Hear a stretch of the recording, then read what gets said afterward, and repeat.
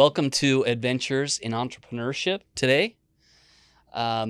We use this podcast as an opportunity to talk to new entrepreneurs who are trying new ideas, who have companies, who are trying to break into existing industries, trying to do things different. Yep. We focus especially on folks in Arizona, so excited to have Dustin with us today.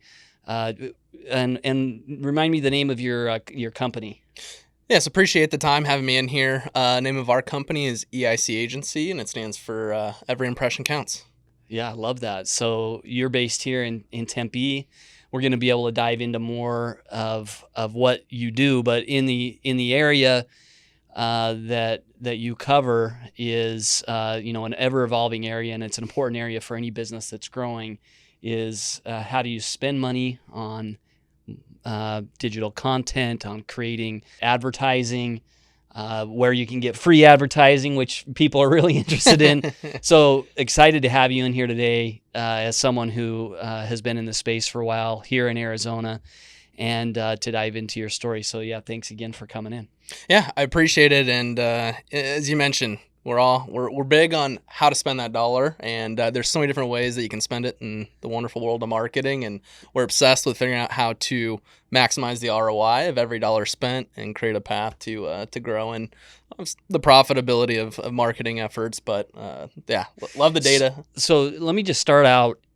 If there's somebody who's listening who's starting a new company and they have a limited budget and they want to try to get the biggest bang for their buck over a period of a few months, whether maybe they're testing a business, maybe they're testing some marketing. I know this isn't an easy question, but if they have a little limited budget, where do you point them in spending that? I'm a big fan of, YouTube advertising in general. There's a couple different ways. One, if you don't have any budget, I think a really good platform, hopping onto Quora and go find questions that people are asking in your industry, answer them through video and upload that. There's very few people that are answering things through video, so you're gonna get the awareness, you're gonna get the attention, people are gonna watch it. So it's a great way to get backlinks back to your website, but ultimately you can repurpose that video content and add that to YouTube and literally target keywords or questions that people are asking. And for us, it's, if it was this question, how to maximize your dollar or spend it, could literally target that keyword phrase and then run this video as an ad and try and drive back to the website. But answering questions, giving value. Very cool. And Quora is free. So for folks who aren't aware of what the platform is, can you kind of describe what it does and how you could leverage it to start a business? Absolutely. So it's a community-based platform essentially, and similar to like Ask Jeeves, stuff like that. People can go in and type a question, and then people within the community can answer. And it's literally just question and answer. And so it's a great way to, one, get a pulse on what are people asking in your industry. This is great for frequently asked questions. If they're asking, chances are a ton of your potential customers are asking. And if you're answering it, you're looked at as a way to provide value without, buy from me, do this. And so Quora is simply a platform where people can go ask questions, and on the other end, people can join and answer them. I love it. I think that's a great idea.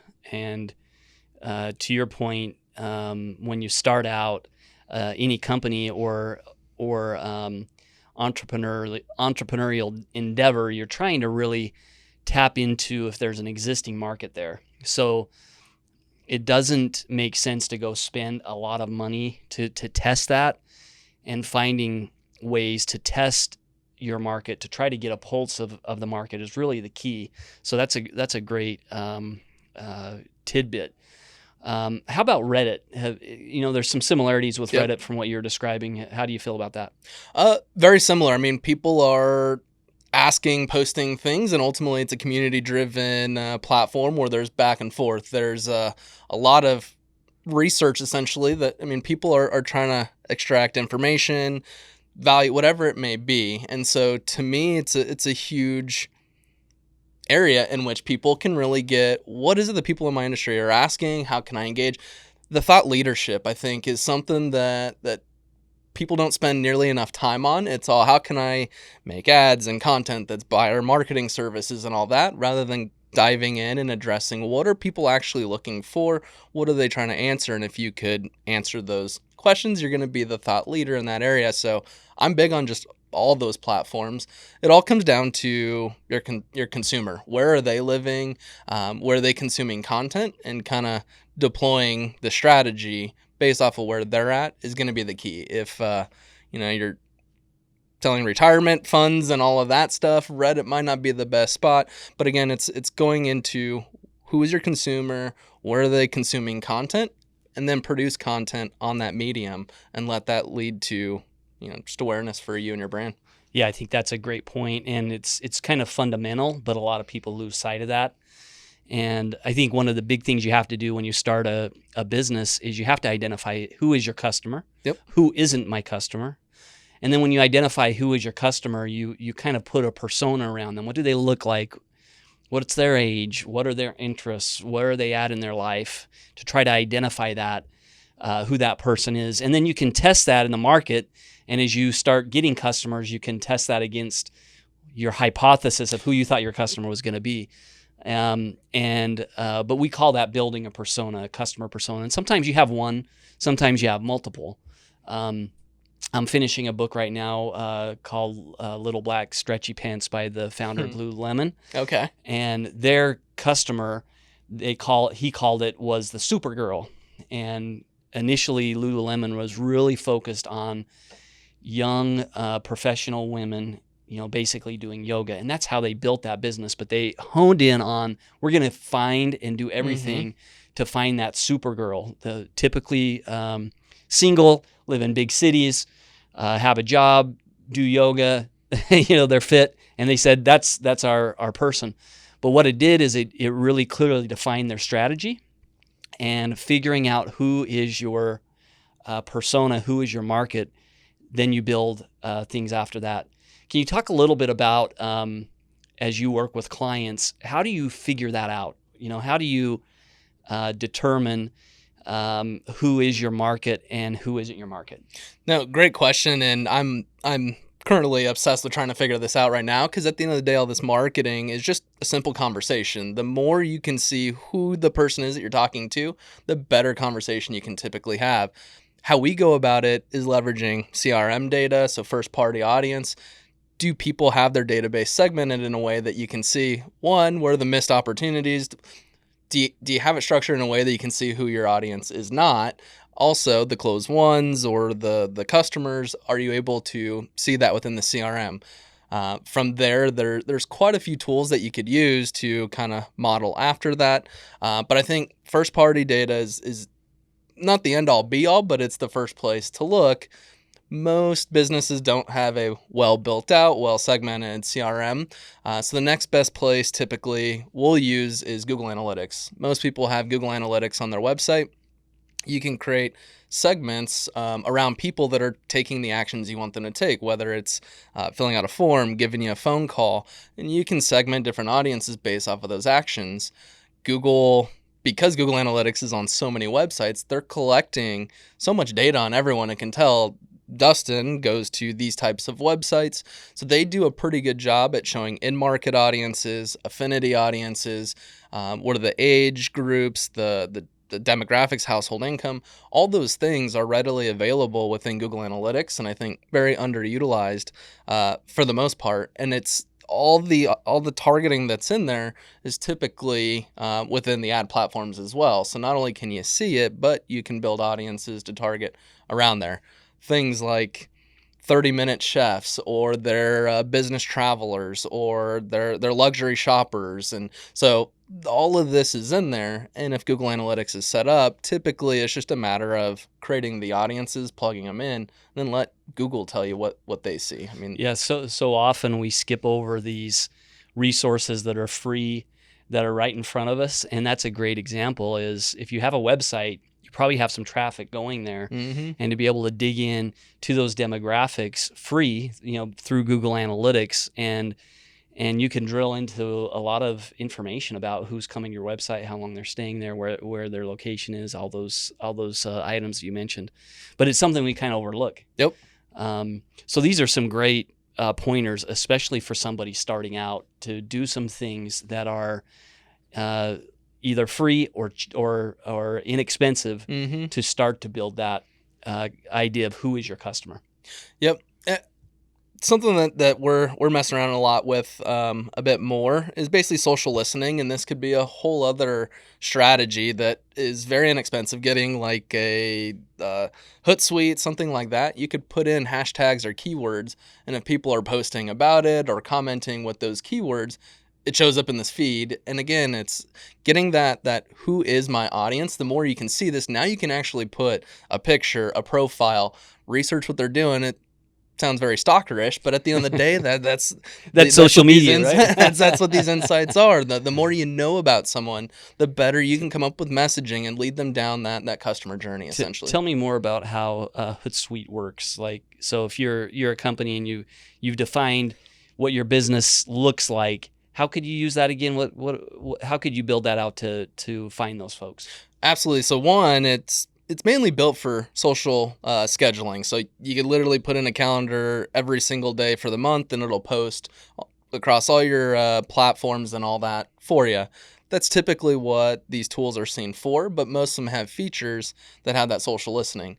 One thing that we're doing is Google Analytics 4 is a whole new thing that Google's rolling out, and as we've been researching it more, it's a bit of a pain to make the transitions and everything. Ultimately, this is a pain. They've made it to where they're going to sunset it next year, so there's a time limit. Basically, we've built a social listening wall that not just Google Analytics 4, but Google Analytics 4 sucks, Google Analytics 4 is horrible, this is hard. Basically, all these negative connotations that people might be typing in, and as they type, we just inject ourselves in the conversation and say, hey, have you tried this or that? Ultimately, we have an offer that people could take advantage of, but again, we love providing value. And is that automated? So if they start doing that, you start seeing those keywords, it'll put an automated message in their feed, or do you have to do that manually?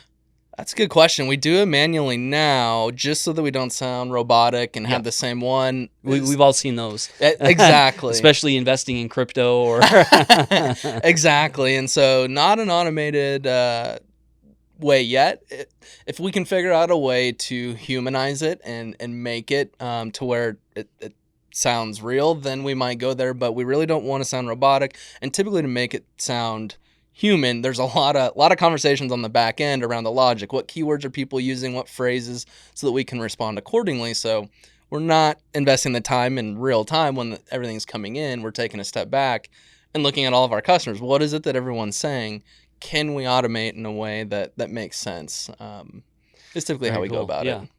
So now let's get beyond that really early business, and let's say it's a business that now has a bit of a budget. They want to start growing their customer base, and obviously we're speaking in generalities here, but if you look across the different digital marketing options on from a paid standpoint, you did mention video, and have you can build on that, but where would you point them? YouTube, Google AdWords, Facebook ads, other social media ads, and also other opportunities digitally, like the preview ads that you see whenever you're online, Hulu or other platforms. So for somebody who's kind of intermediate, just getting started, where do you point them, and what kind of discussion do you have with them? Yeah, so typically what we'll see is that retargeting in general is very underutilized. So investing into the ad platforms and not so much a single channel. Typically where we see the best results is someone gets to, we'll use State 48 as an example. Someone gets to a shirt, they leave and don't purchase.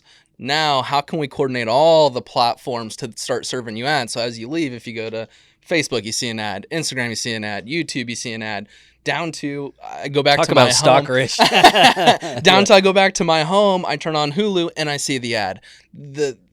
investing into that omni-channel retargeting is, I think, where there's a ton of opportunity. Most people invest on the introducing the brand because there's big audiences, there's millions of people, but at the end of the day, we're sitting at a point now to where frequency is the key word. I think a lot of people don't remember that from, and I'm not old enough to say the old days in marketing, but it used to be you had to get in front of someone 3 to 5 times for them to remember you and actually take action. We're at a point now where consumers are seeing, I think it's 15,000 plus ads a day. Ultimately, you need to be seen 15, 20 times for someone to remember you and take action. We push hard to make that 15 to 20 mark happen within a 7 to 10 day period. Most people are, how do we only show up once, reach as many people? Typically, you'll see frequencies of 1 or 2, and you're hitting the right people, you're just not hitting them enough, and you're not telling your story. It's all buy now, buy now. What testimonials are you showing? What case studies? How are you really building your credibility, your thought leadership, and all of that? So I think really focusing on how can I ensure that I'm showing up 2 or 3 times a day across multiple channels within a 7 to 10 day period. If you can figure out how to move your dollars around and do that, I'd be willing to bet and see that conversion rates start improving. And if you start improving conversion rates, you're going to get a greater ROI out of whatever you're spending. Yeah, it used to be McDonald's was the case study where they wanted you to see them on the billboard on the way to work. They wanted you to hear them on the radio on the way there. Have you had your break today? Sort of thing. Then they wanted you to see them on TV that night while you're watching the game or watching something else. And now you're singing "Have I Had My Break Today" in your back of your head, and you're going and buying the fast food. And you make a great point that now it's going and seeing an initial introductory ad of some sort and showing some interest in it. And then when you go on your social media, you see that again. When you go to your various social media accounts, you see it several times. When you go to Hulu, it's there again. Yep. And in a way that just like how McDonald's used to have that strategy, they used to say 7 times. We need people to see us 7 times before they'll show up in the drive-thru. Yep. Today, you're saying 10 to 15 times, and I think that's totally right. People need to see that with all the information that they have thrown at them. And then also the story has to make sense to them. We have to bring them along in what that story is so that it's not just buy now, but it's, hey, this is what we do, and incrementally bring them a little closer to the idea. Yep. I think you said that really well. And that's the storytelling. That's the thing that is there. Not just saying, hey, we're McDonald's, buy from me, all through those channels and everything. It's what time of the day are we serving this ad? Did they see us on social first and now they're hearing us on the radio? And basically it's pinpointing that overall customer journey and how are they hearing me? How can we now change our conversation based off of what we just basically tried to tell them? And did they listen? Did they not? And so we're starting to get into the more advanced or bigger budgets, but this is where they saw the sweet prospecting ad. We introduce who we are. If they watched all of it, then we'll say this sort of message. If they didn't watch it, then we'll kind of go through this message. But it's really getting into that storytelling. How is this user or person engaging not only with our brand, but down that path of conversion? And if you can identify both and produce creative that tells that story and leads them down a path, not only are you now humanizing the brand, you're building a relationship, and that action or that outcome you want to see people take, it's going to get a lot more inexpensive. Tell me about good storytelling versus bad storytelling in your experience. Bad storytelling is typically what we'll see is we've been around for a while, buy from us. This is what we've done, buy from us. It's very me centric. The good storytelling is, and I mean, it's the hero's journey. The hero is typically not the main point of the character. It's the person that guides that main character through the plot and to the feel good or whatever it may be. And so where a lot of brands are right now is they want to be the main character of the story, not so much the hero and the hero's journey. I think as soon as you could start flipping the script there, all of a sudden the videos you're producing, what you're saying, all the communications change entirely. Now you're trying to figure out how we can empower the consumer to make a better decision or whatever that may be. But I think that's really the biggest difference between good and bad, is who is this about? And if you're always pointing back at yourself, it's selfish, and you're not thinking about the end consumer. And those who are obsessed with how can I make that end consumer's life just that much better, that much easier, less friction to do business with me, are typically those who we see win. So I want to step back a little bit and talk about you and how you got into this industry and your business. You want to tell us a little bit about how long you've been doing this and what brought you into it? Yeah, so about 10, going on 11 years ago now, I was actually in between jobs. I just got done playing baseball and tore my rotator cuff and was looking for the next thing. Was playing baseball early on all the way through college, so it was kind of what do I do with my life now? Had a friend that was working at a call center, and Google happened to be one of the companies in there. I took a typing test and scored in like the top 1%, and so I could type fast. And they're like, well, do you want to work with Google? I said, sure, I've heard of them. So got in there, and I started as just a lead qualifier. If you're calling in about support, here's our support line. If you want to run ads, here's our sales team. Playing baseball, I like to be number one usually. And so the positions that I were at, I mean, you typically making the most dials and basically overperforming in the metrics that we were gauged by, and was able to move up to outbound cold sales, to inbound sales for small business, to then working with larger business, to eventually working with agencies. We worked with clients for about 90 days, and that's when things started getting good, and then it would have to go over to someone else. And so I left Google about 3.5 years in, and then worked for a couple agencies here in the Valley.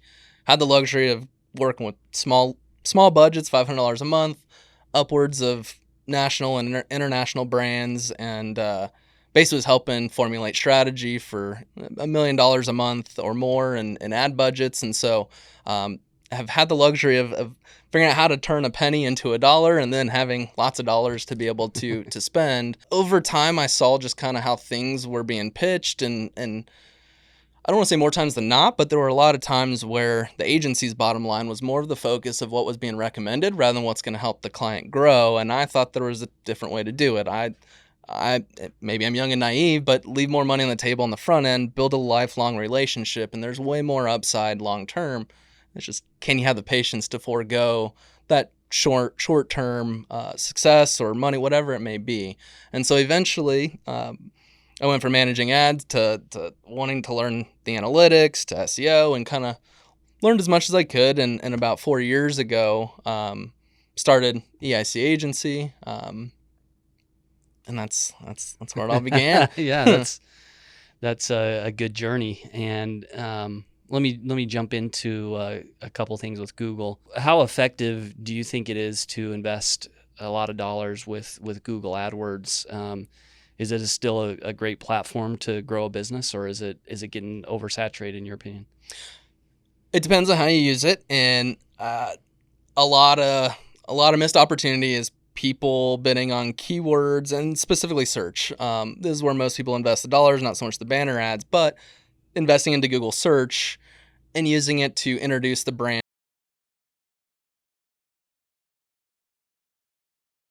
to people for the first time. I'm a big believer in someone needs to watch a video, be to your website, engage with your brand before you even show up on search. The cost of getting those clicks, it just keeps going up and up and up. 5, 6, 7 years ago, you could afford to pay for that click and someone not know about you. But now I'm a big believer that if we're running search, we're going to have awareness tactics going. Typically, YouTube will run YouTube ads, and the people that watch the video, those are the only people we show up to on search. Our available audience goes way down, but we know that they've been exposed to the brand, know who we are. The conversion rates are typically 40 to 60% stronger. So ultimately, that cost per conversion, or that cost per outcome you want, is much cheaper. It's just, do you have the budget and all of that to run those top of funnel type of tactics? Yeah, because that brings up another point is, one of the nice things with Google AdWords is that it's easy to create an ad and just send them to a landing page or to your homepage. Yep. When you have to create a video, now it's another step of creativity, of expense in building it.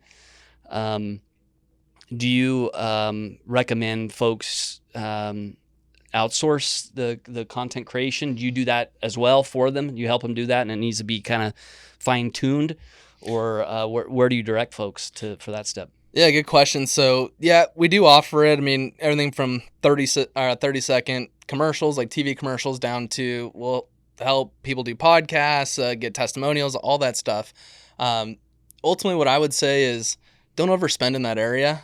We're more than happy to help, but take your phone out and take a video. I mean, dollar for dollar, it's not like people are going to say no. Sure, if you were to invest with us, it might happen a little bit sooner. But at the end of the day, what is the ROI of all the efforts? And if you're trying to be strategic with your dollars, you take on the production. These cell phones are so good now that all you have to do is have a decent light, and you can make good quality content. Spend those dollars on the ad budgets and get that content in front of eyes, because more times than not, we'll see people invest all this money into creating content, and they're sitting there with 3, 4, 5 views, and it's Right. like, it's great, but if no one saw it, you're not getting the results you want. That's the old adage: if you build it, they will come. Like if you create this great ad, Yep. you put it online, it's just going to blow up, right? And that's something with crowdfunding that we've seen is even some great offerings over crowdfunding. They put the offering together, whether it's real estate or some other crowdfunding offering, and you put it online. And just because it's online doesn't mean everyone's going to flood it. You have to go get that awareness. And so even a great offering you have to drive awareness to make it a great offering. And so I think that's a really great point, is spend the money on getting in front of people and not so much on the production. But I do think you have to tell the story in the right way. And that's where some of the, some people trip over themselves, because it's not easy to do what you were saying about the difference between a good story and a bad story. Yeah. And so having someone like yourself who can guide them through it, I think would be very helpful. Well, what about with Google AdWords? There's some kind of controversy around people spending money on cost per click, but there's competition clicking on it. There's bots clicking on it. There's, people, instead of going right to your website now, they basically go to Google search, and they have to go there, and you're paying for that click. I've heard it's as much as of a third of your actual cost per click budget goes to kind of garbage clicks. You have any opinion on that? Yeah, definitely see that. And there's software that's very inexpensive. It's very ROI positive. To basically, what they do is they have a pool of IP addresses and all this stuff where they could reduce the amount of the fraud clicks. Google does a good job at seeing who's clicking on your ad just through the IP address. If it's your neighbor and they keep coming back every day, they're going to refund you that money and stop showing the ad. It does happen, but this is why I'm a big believer on ROI. If we are looking at ROI, if bots are clicking, your neighbor's clicking, no one's going to buy from you, so there's not going to be any ROI. Ultimately, if we're looking at ROI as that number, we'll be able to weed it out quickly, because if we're spending on keywords and all this stuff and not seeing returns, then we're going to pause it, reallocate dollars somewhere else. But it's having a close eye on the data on a day-to-day basis, having alerts that let you know when things are, if you have your benchmark and you want sales that cost $50, as soon as it starts getting up to like $100, do you have notifications to let you know so you could start course correcting? It does happen, and you're never going to prevent it. How I like to equate it is TV and traditional radio and all that. I mean, kind of the same thing. You're spending all this money to reach a huge audience, but only a small little fraction is actually in market for your product or service. It's just the cost of doing business. I'd say you'd be squandering money to forego running ads just to prevent those, because there's opportunity. There is ROI to be made. It's just being strategic. How do I identify that and course correct if things aren't going the way that we want to? What do you think about the TikTok platform as a way to grow a business, and then also Reels, YouTube Shorts, everything that's kind of in that short form, and then have you seen any changes in the last 6 months, and where do you see it kind of going forward? Yeah, I'm all for anything new. I mean, at the end of the day, it's the platforms, they have to innovate, and essentially it's going to drive consumers to behave and engage differently. But ultimately, I don't know, I'm not a I like this platform, that platform, but hate that one. At the end of the day, there's a tension on the platforms. Going back to, is my consumer on there? That's where that persona, that customer research comes into play. And if they are, I don't care if I hate the platform. If I want to grow my business, then I either decide that I can expedite it by investing time and energy into these platforms, or I could have my opinion and not do it, and it takes a little bit longer to grow. Either route is okay. It's a personal preference, but there's so many efficiencies in terms of the cost to reach people. Alternatively, different features that get rolled out, like reels and stuff like that, the platforms are heavily pushing people there. And so, again, whether you like it or not, play the game that the platforms are playing and start producing a bit of content. Run it, and if you start getting quite a few more views, and that the views actually correlate to sales, then keep doing it. My biggest thing is try to prevent your own personal preference, whether you like or don't like the platform, and are you making decisions to grow or not grow the business. And I think trying to separate that emotion is where I think a lot of people get stuck. But any new thing that comes out, do it, invest a little bit of time, and see what it does. Yeah, great point. Kind of a different question, for somebody who is either an entrepreneur and is thinking a lot about this, or they're in the ad space or going in the ad space. What are some books, 1 to 3 books that you think about a lot, that you've come across? Maybe people who you've come across, you followed their blog or their podcast that have been influential for you in helping guide how to think about this. Great question, and I'm trying to find more time for myself to invest into the reading side. So I'm big on podcasts. On the how to build an agency, there's a good podcast called Build a Better Agency, and they go into traditional paid media, analytic, a little bit of everything. His name is Drew McClellan. He's been around for, I think, 25 plus years. Great resource there, just on the marketing and how to grow the business. Gary Vee helped me get into all this, was kind of the fire that all right, go do it. Yeah, you sound a little bit like Gary Vee, so that's good. He loves the customer. Where are our customers? Where are our prospects? And again, the whole jab, right hook. I haven't read it, but the whole theory of give, and then going for the ask is just something that most people don't do. And I think I just align with that mentality. How can you give value to where whenever you go for the ask, it's a no-brainer. So now you're about 10 years in the business. Agency, you said, is about 4 years old, yeah. I believe. Yep. Where as a business person, an entrepreneur, where do you see your business going? Do you have a staff now? Is it how many folks you have on your team now? Yeah, so we have 7 now. Before all this, I'd never managed anyone in my life. And so after we got about 3 people on, it was a lot of learning how to be a manager, how to create process. I was never a big believer in process, and now starting this, I see why process is so important. But ultimately was really working on operations and making sure that, hey, what is it that we're doing? What is it that we're selling? And so it was a lot of, who are we? What do we do? Are we full service and do everything? Do we only do these couple things? And so it was a lot of, let's just test and kind of see what feels good, what doesn't. As it's been picking up traction, about 7 months ago, started investing a lot more time and energy and finances into business development and sales. And so, ever since doing that, I mean, it took us about 90 days for, that sales pipeline to start, doing its thing. But probably before all of this, I mean, we'd go a month or 2 without, a new client, and then also we get 2 or 3. It was all word of mouth. Yeah. But the biggest thing we're trying to shoot for now is just getting that consistent or forecastable growth. So we're on that path, and now kind of on the other side is another issue that we're dealing with is how do we hire quick enough to take on, more clients.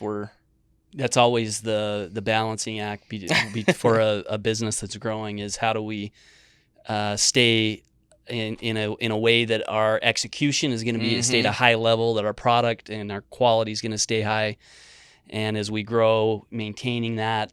Yep. and at the same time knowing we got to grow. We can't just stay stagnant. So that and your business tends to be service heavy. You got to have some people who know what they're doing. Yep.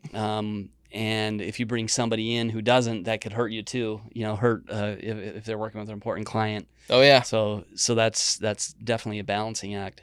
Yep.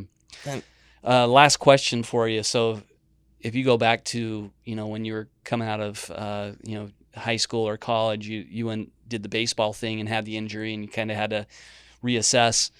But if you're talking to somebody who's young at kind of that stage, what advice would you give them about kind of navigating either a career or a business that you think could be helpful, to somebody who is in your own situation? I would say try it all. I mean, especially at 18 to even 25 to even 30. I mean, it even to me, it wasn't up until a couple of years ago that it's like, all right, yeah, this is the thing to do. But I think everyone tries to figure it out. Like, I need to figure out my career at 18 years old. And especially with the way the world is changing today, how quickly things are changing, you could easily go down a path that you realize 10 years later that this wasn't for me. And if you were to, I mean, it might be going out with friends and doing, all the fun social stuff. It's finding that balance, but say yes to as many things as you can. And as soon as you don't like it, get out of it and go do something else. But I think, myself included, growing up, it was, I'm going to become an accountant once I'm done with baseball, and I'm going to do this. I decided all that before even having my first job.